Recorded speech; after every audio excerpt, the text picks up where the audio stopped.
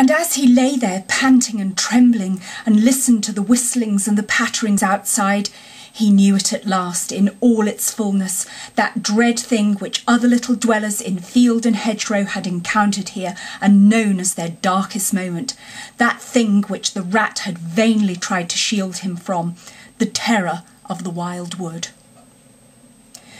Meantime, the rat, warm and comfortable, dozed by his fireside. His paper of half-finished verses slipped from his knee, and his head fell back, his mouth opened, and he wandered by the verdant banks of dream rivers. Then a coal slipped. The fire crackled and sent up a spurt of flame, and he woke with a start. Remembering what he had been engaged upon, he reached down to the floor for his verses, pored over them for a minute, then looked around for the mole, to ask him if he knew a good rhyme for something or other. But the mole wasn't there. He listened for a time. The house seemed very quiet. Then he called, "Moley! Moley!" several times, and receiving no answer, got up and went out into the hall. The mole's cap was missing from its accustomed peg. His galoshes, which always lay by the umbrella stand, were also gone. The rat left the house and carefully examined the muddy surface of the ground outside, hoping to find the mole's tracks. There they were, sure enough. The galoshes were new, just bought for the winter, and the pimples on their soles were fresh and sharp. He could see the imprints of them in the mud, running along straight and purposeful, leading direct to the wild wood. The rat looked very grave and stood in deep thought for a minute or two. Then he re-entered the house, strapped a belt round his waist, shoved a brace of pistols into it, took up his stout cudgel that stood in a corner of the hall, and set off for the wild wood at a smart pace.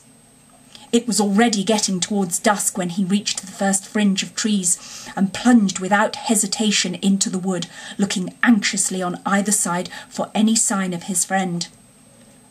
Here and there wicked little faces popped out of their holes, but vanished immediately at the sight of the glorious animal, the pistols and the great ugly cudgel in his grasp. And the whistling and pattering, which he had heard quite plainly on his first entry, died away and ceased, and all was very still. He made his way manfully through the length of the wood to its furthest edge, then, forsaking all paths, he set himself to traverse it, laboriously working over the whole ground, and all the time calling out cheerfully, "Moley! Moley! Moley! Where are you? It's me! It's old Rat!" He had patiently hunted through the wood for an hour or more, when at last, to his joy, he heard a little answering cry. Guiding himself by the sound, he made his way through the gathering darkness to the foot of an old beech tree with a hole in it, and from out of the hole came a feeble voice saying, "Ratty, is that really you?" The rat crept into the hollow, and there he found the mole, exhausted and still trembling. "Oh, Rat," he cried, "I've been so frightened you can't think." "Oh, I quite understand," said the rat soothingly. "You shouldn't really have gone and done it, Mole. I did my best to keep you from it. We riverbankers, we hardly ever come here by ourselves. If we have to come, we come in couples at least. Then we're generally all right. Besides, there are 100 things one has to know, which we understand all about, and you don't as yet. I mean passwords and signs and sayings which have power and effect, and plants you carry in your pocket, and verses you repeat, and dodges and tricks you practice, all simple enough when you know them, but they've got to be known if you're small, or you'll find yourself in trouble. Of course, if you were badger or otter, it would be quite another matter."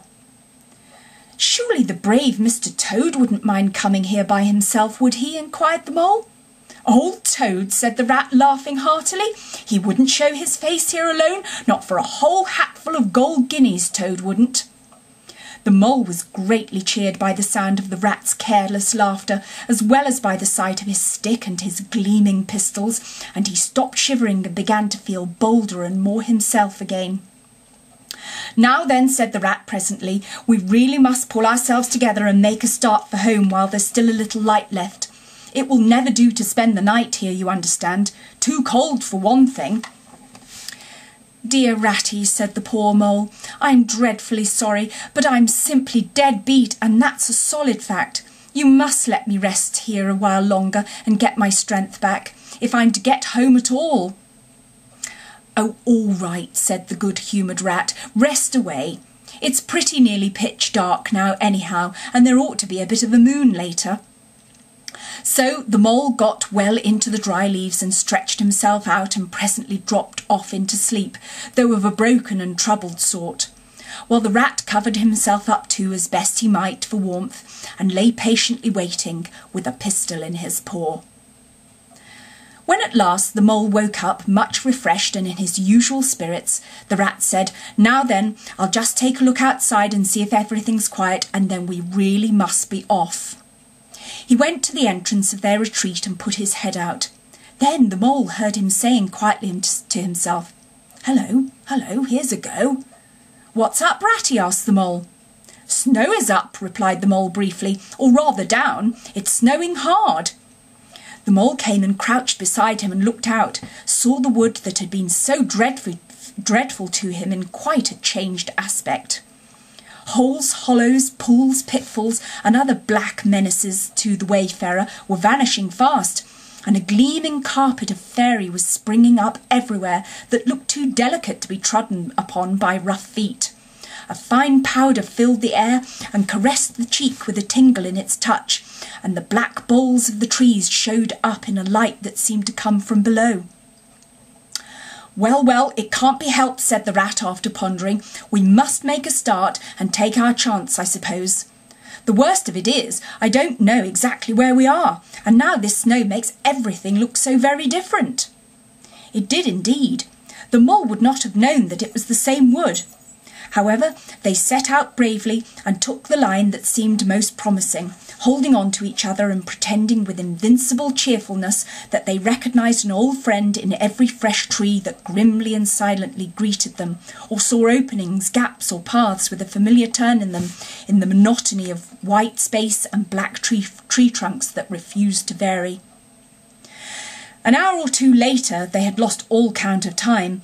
They pulled up, dispirited, weary and hopelessly at sea, and sat down on a fallen tree trunk to recover their breath and consider what was to be done.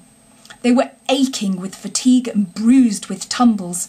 They had fallen into several holes and got wet through. The snow was getting so deep that they could hardly drag their little legs through it, and the trees were thicker and more like each other than ever.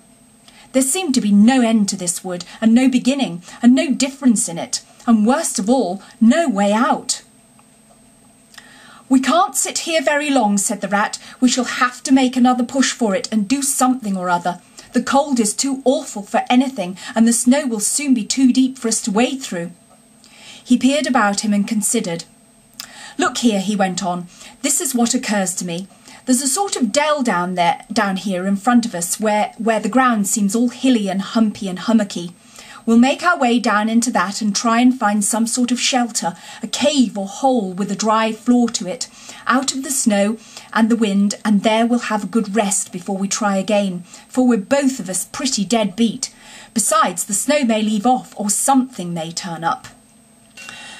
So once more they got on their feet and struggled down into the dell, where they hunted about for a cave or some corner that was dry and a protection from the keen wind and the whirling snow.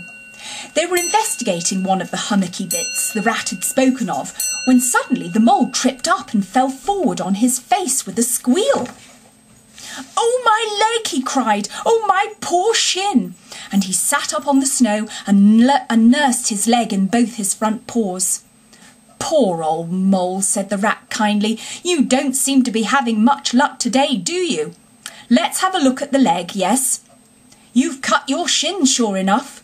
Wait till I get my handkerchief and I'll tie it up for you." "I must have tripped over a hidden branch or a stump," said the mole miserably. "Oh my, oh my!" "It's a very clean cut," said the rat, examining it again attentively. "That was never done by a branch or a stump. Looks as if it was made by a sharp edge of something in metal. Funny." He pondered for a while and examined the humps and slopes that surrounded them. "Well, never mind what done it," said the Mole, forgetting his grammar in his pain. "It hurts just the same, whatever done it."